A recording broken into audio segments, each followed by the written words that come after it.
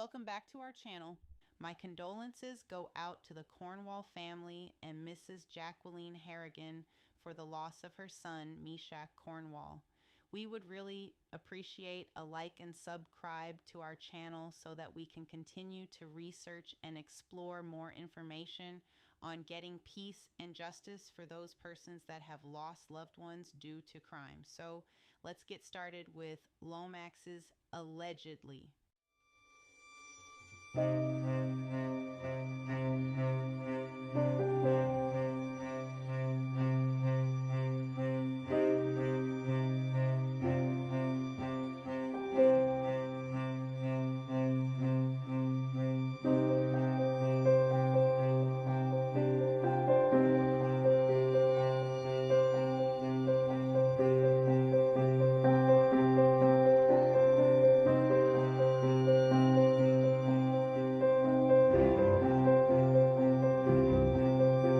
After researching this story, I can't stress enough, and I've done a past commentary on online dating and the dangers that can come from it.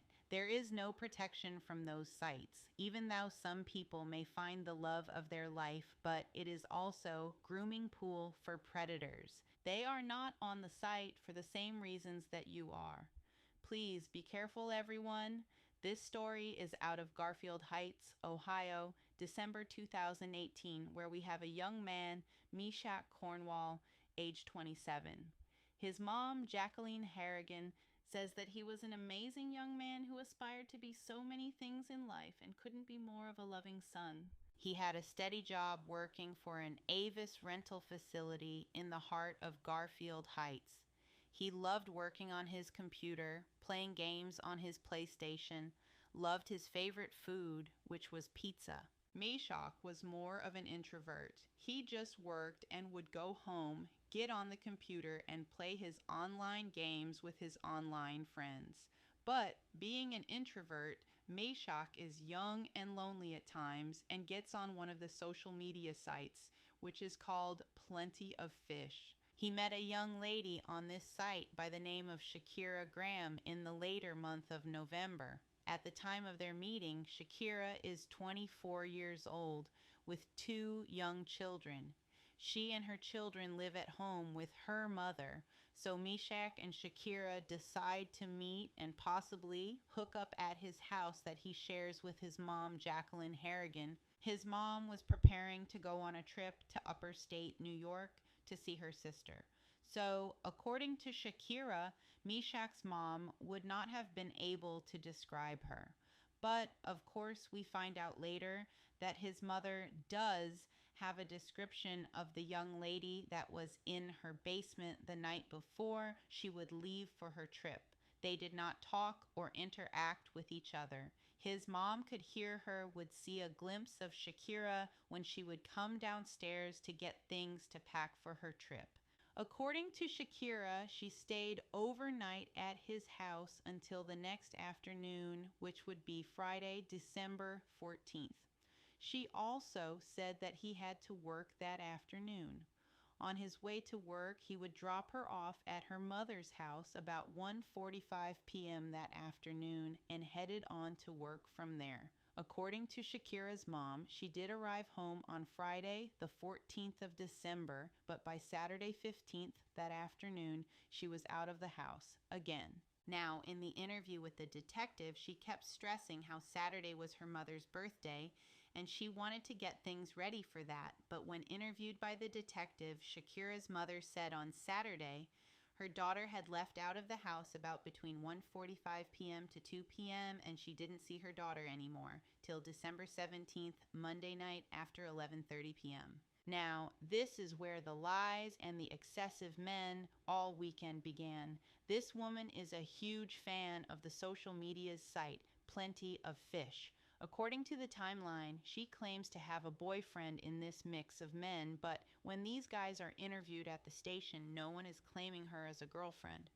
There were 5 people that got interviewed at the police station pertaining to Meshach's death. Only one from that weekend got ruled out of having anything to do with anything that was stolen from his house. Samantha Page, Jerome Matthews, Chris Hubbard, and Dantev Pace are among the few that Shakira spent the weekend from December 15th through the 17th Monday night.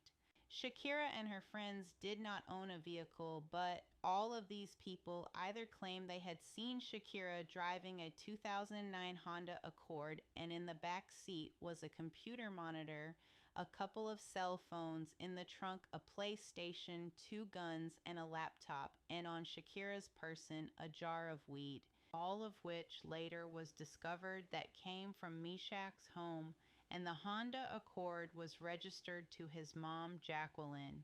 When testified in court, her group of friends didn't deny spending the weekend with Shakira and admitted to the stolen property that she had, but knew nothing about who Meshach Cornwall was or knew anything about Shakira killing anyone. So Samantha, Jerome, and Dantev suffered some theft charges due to trying to sell off some of the property, but the biggest was the premeditated murder charge on Shakira Graham. Just to explain Shakira's character, she did have a history of criminal charges in her past. She admitted that her mother had told her before the murder happened that she needs to change her life. She spent the entire weekend hanging out with these people. Two of them that she knew from Plenty of Fish were Samantha and Dantev.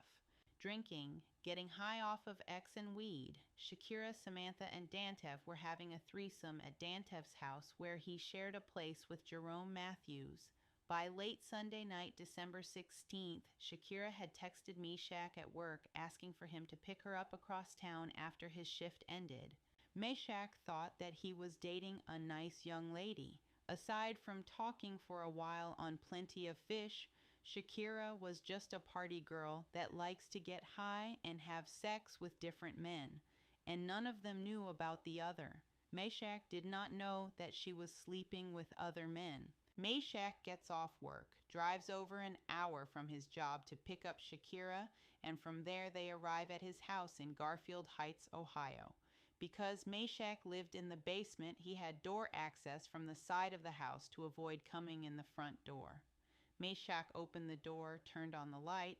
By now, both of their cell phones pinged off the tower together when they arrived. The time was 12:45 a.m. December 17th, 2018.